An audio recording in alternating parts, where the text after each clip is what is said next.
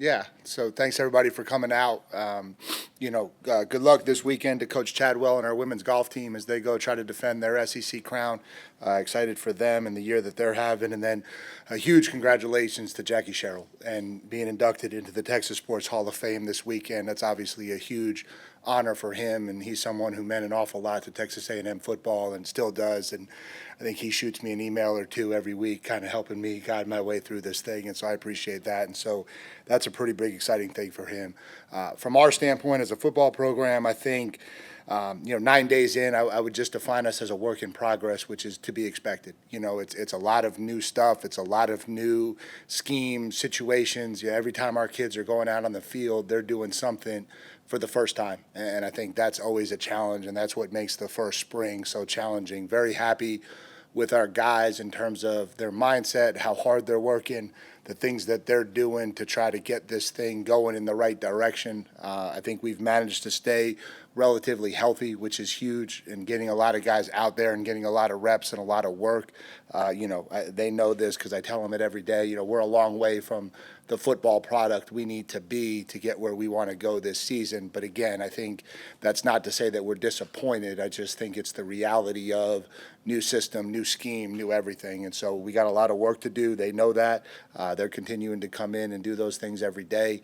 We were able to have our first scrimmage yesterday, which is always great. It's always great to get into the stadium. I think that's always new, no matter how many times our kids get an opportunity to play here at Texas A&M or how many years they've been here. Going into Kyle Field is still something, right? And learning how to do that and learning how to function at a really high level in that setting is still something we need a lot of work at. And so, we got about 121 plays in yesterday. It was a good go.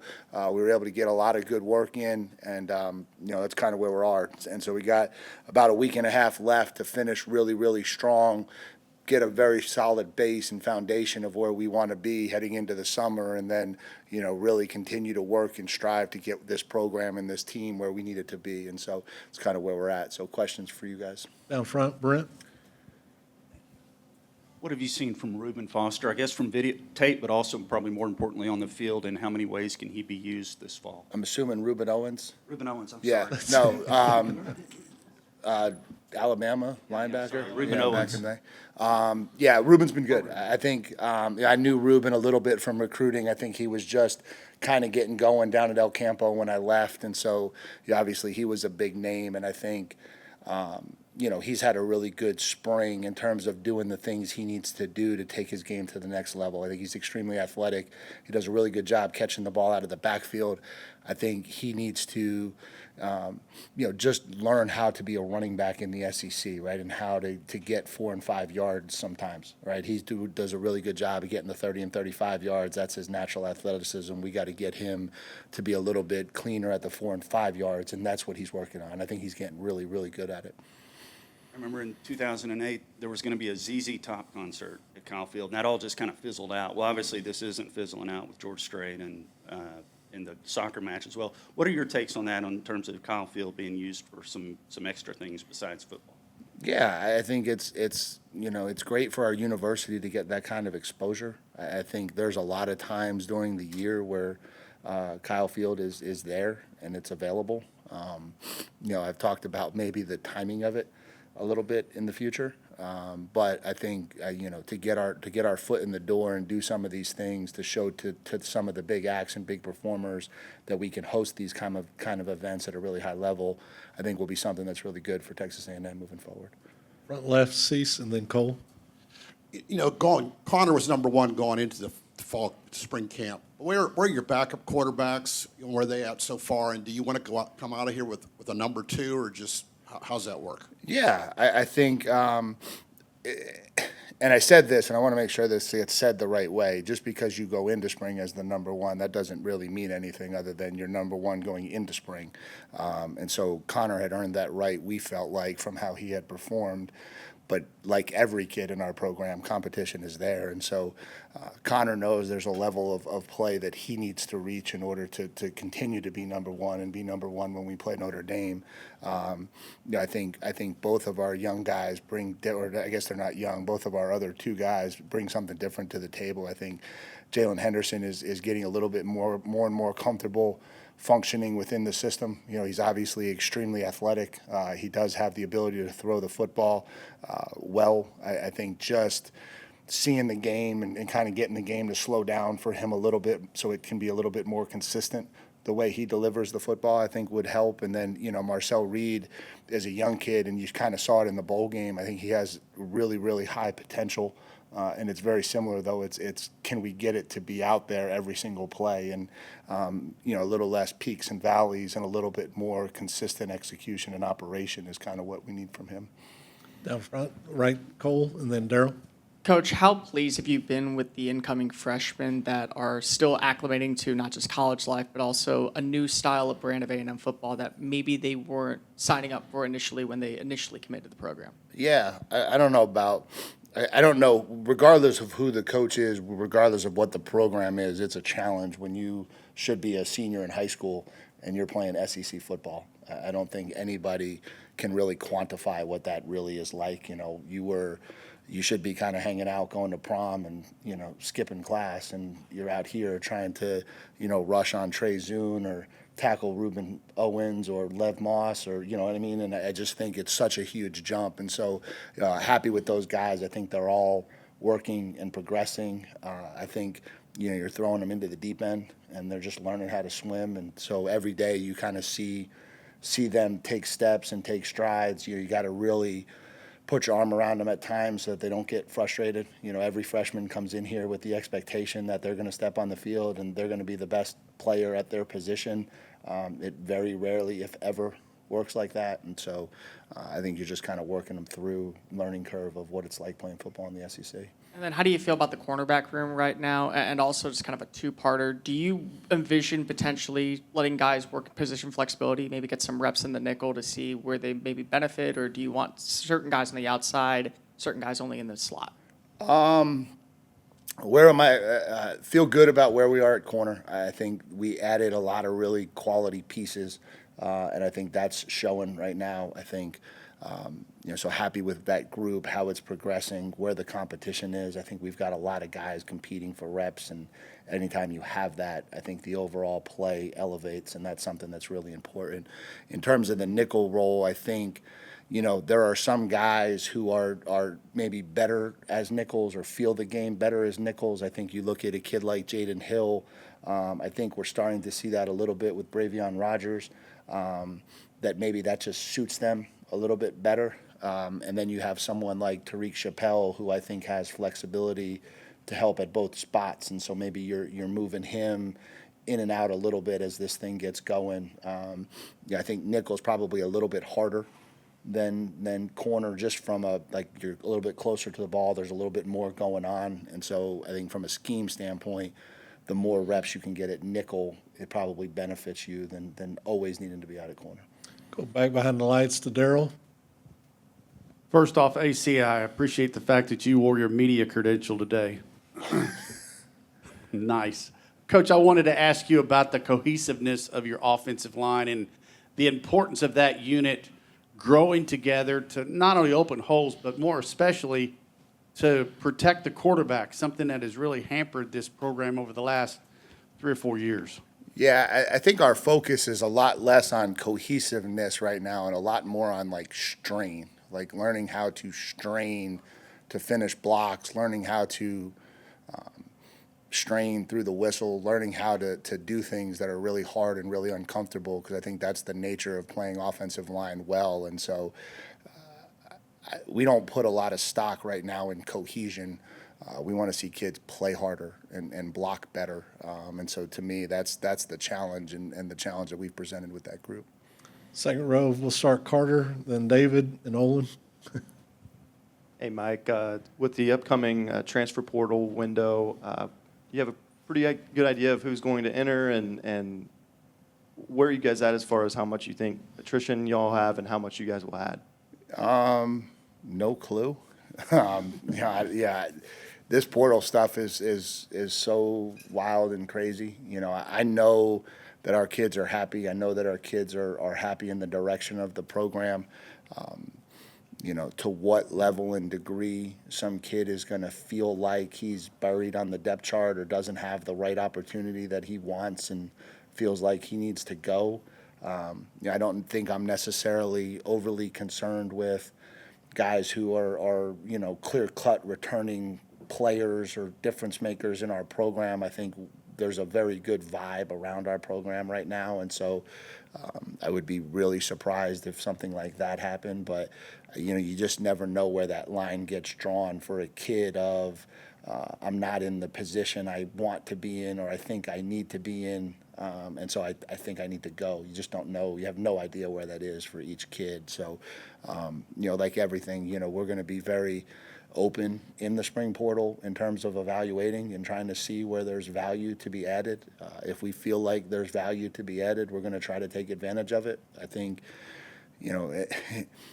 it's different in college because there's multiple levels and layers of free agency, but I think that's the free agency model, right, is the transfer portal. And anytime free agency opens, you're just looking to see what's available and at what level and is it worth it at that level for your program. And I think we'll do that in every window. And was Connor able to kind of go 100%, I guess, in the scrimmage? And what were kind of your impressions of how he did? Yeah, he's not 100%. I mean, he's not going to be 100% coming out of spring. He's still recovering from the ankle, and so but he's able to go, right? And that's, he's a tough kid, and it's a testament to him that he understands how important it is to get these reps. And I think that's a mindset that I've been very happy with our kids this spring, that, we have guys out there that are nicked up and understand how important it is to go on the practice field and practice. And so that's good, and Connor's doing that. And so impressions of him, it still has to slow down for everybody, him included. I just think I'm a coach, right? So I don't know how to sugarcoat all of this stuff, but it's not great right now because they're not comfortable in it yet. And that's part of spring, is just learning how the system works, taking more and more reps of it. The challenge that we'll have coming out of spring ball is understanding where we are and having a phenomenal summer so that when we get back to fall camp practice 1, we're 100 days better, not taking any steps back. And that's what has to happen the first year. There's just no way around it. And so, I say these things and everyone's always going to assume I'm disappointed. I'm not disappointed. It's just unrealistic to assume 9 practices and a brand new offense that it's going to be humming at the level we need it to be for us to go where we want to go, defense included. It's no different on either side of the ball. Second row right, David. Mike, to follow up on that, do you have these timelines or benchmarks that you as a coach, we need to be here coming out of this first scrimmage, and are you at that point? No, I think benchmarks are useless. I think anybody who thinks you have them, they don't work. I think our benchmark is today. Today has to be better than yesterday, and there has to be an urgency about today and the work that we put in today. So today we have walkthroughs, today we have film review. We've got to be really good today, and then that hopefully makes us better tomorrow.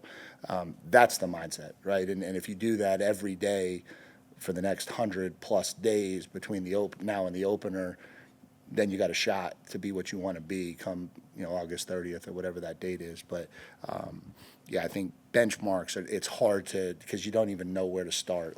Until you get on the grass, you don't even know where you are.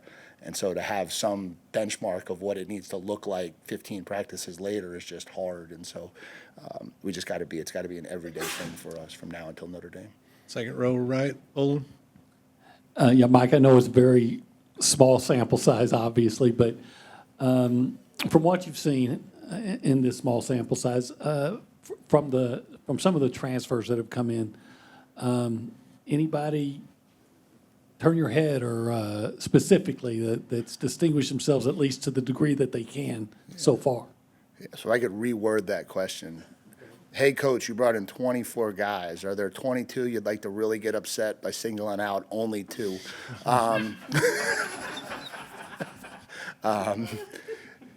So I'm trying to figure out how to word it without doing that.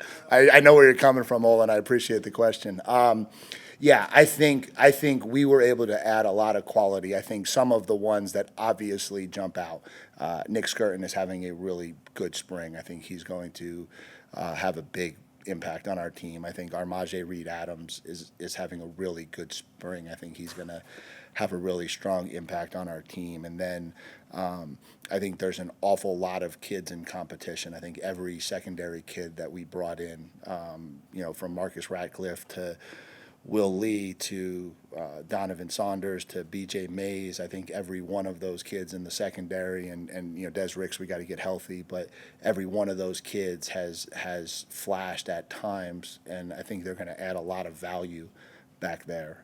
Trey Watson at tight end has really stood out. He's dealing with a shoulder right now, so he wasn't able to scrimmage yesterday, but he'll be fine by the time we get out of this thing. And so I think I answered your question without upsetting too many people. And then I wanted to ask you if you have how might you envision using Bryce Anderson? Because it seems like last year he kind of bounced. I know you weren't here, but it seems like Yeah. he bounced between safety and nickel. And Yeah, Bryce is a safety. We recruited Bryce to play safety. We always envisioned him being a safety in this defense. He's not playing nickel. I don't think he's a nickel. I think Bryce Anderson's a safety. To the left, Mark. Okay, I'm going to try to phrase this properly and bounce a little off of what Olin was saying. I was going to ask about the safeties in general. Since you hit on Bryce, how's the rest of the group look? Because that's one where you're going to have a lot of turnover. Yeah, I've been really happy with that group. I have. I think Bryce is having a really good spring. I think he's really coming into his own back there as a player. I think Dalton Brooks has taken a huge step forward this spring and been really happy with him. I think he is an elite run and hit safety. I think he still has a little bit of gap to close in terms of processing and understanding everything that we're doing, which he's doing every day. But I do think he's got some really elite traits, and we're excited about that one. Like I mentioned, Marcus Ratcliffe, I think, is having a really good spring. Jared Kerr is continuing to get better. And then we haven't seen Trey Jones yet. He's still recovering from something that happened during the season. And so he's just now starting to get into the mix a little bit, but we expect him to be in this competition too. And so, that's not even bringing up the freshmen, Miles Davis and Jordan Pride. And so I think we feel good about where that room is and where that room's going moving forward. Front right, Travis, and then we'll wrap it up with Daryl in the back. Yeah, what was the kind of origin of getting to have the opportunity to add Walter Juliff to the staff, and what is his past experience? How can you utilize his past experience in the kind of college game? Yeah, so Walter was here. Jimbo added him in the fall. He got added right before the season started, and so it's a role that I've always had on the staff. So we had it when I was a defensive coordinator at Wake Forest. We had it at Notre Dame. And then at Duke, we had it. And so I think the role that plays is, you have a seasoned scout. And I think one of the things, and this is giving me a good platform to talk about this, right? One of the things, whether it's the transfer portal, it's recruiting, whatever the case may be, I think evaluation is critical, right? And everybody talks a lot about what is the right path in the portal. Is it to take guys from big schools, small schools, little schools, whatever? The path is to take the right players, right? If you look at our baseball team, we have a really talented high-level transfer. We have a transfer from Penn and Columbia, right? And all three of them are a reason why we're the third-ranked team in the country, right? But the reality of it is they evaluated well, and they took the right three. Same thing with high school recruiting, right? Whether it's 5-star, 4-star, 3-star, it's imperative that we take the right ones, the talented ones. They can fall into any one of those categories that you guys like to put them in, but we have to get the right ones. And taking a scout who's got multiple Super Bowl rings, 30 years plus of NFL experience, and has evaluated players for a long time, that's a piece of this, right? Recruiting is a huge part of the game for sure, but evaluation is as big a part of it, because if you waste all of your time recruiting the wrong people, you don't get where you want to go. And so that's a part of it. And so I think we have a really good scouting staff. I think obviously Derek Miller heads that up. Walter plays a huge part of it. We were able to add Joe Hamilton from Florida. He plays a big role. And then we've got a lot of guys working in scouting and personnel so that we're on the front foot from an evaluation standpoint. So as things happen, we already have write-ups. We already know who to target. We already know who we think in our building are the right players to go after. And I think that's probably a long-winded answer to what you asked, but I just think that's what the roles those people play in our building now. Daryl, you'll finish this up back behind the lights? Coach, did you take a look at Nick when he was at Bryan High initially? Yeah, I did. I said it's funny when we were recruiting him. I told him this story because obviously he was mad at me because we didn't offer him coming out of high school. And I said, if you'd have told me you were going to look like this 3 years later, it'd have been a lot easier for me. So that was my high school. So I actually went out a couple times during gym class to watch them in their athletics period. And he was an extremely athletic kid, and Coach Rogers spoke very highly of him. He just, from a size standpoint, it was a hard projection. I think he was probably 195, 200 the first time I saw him, and then he kind of grew to like 220, and then he had a really good fall. His senior fall was my last year here as the defensive coordinator, and we kind of went back and looked at him again, but it was just always that projection of like, how big is he really going to get? And, to his credit, he's a completely different human right now. Like what he's done to his body, the work that he's put in the weight room, how he's developed, what he looks like. He's a grown man out there playing football right now, and he's got tremendous strength, tremendous power, and so all of those athletic traits that you really liked from him in high school, now exist in a kid that weighs 280 pounds. And so, had I known it would have played out like this, I would have been a little bit more quick to pull the trigger back then, but we joke that it worked out for the right now. And then if I could follow up, just the potential or maybe what you hope to see him accomplish in the fall. Oh, yeah, I don't put expectations on kids like that. I hope that he plays a huge role on a really successful team, and I hope that he's able to kind of max his potential to ultimately get where he wants to go through the game of football. That's what I hope for him. Thanks for your time, Coach. Yeah, appreciate you guys.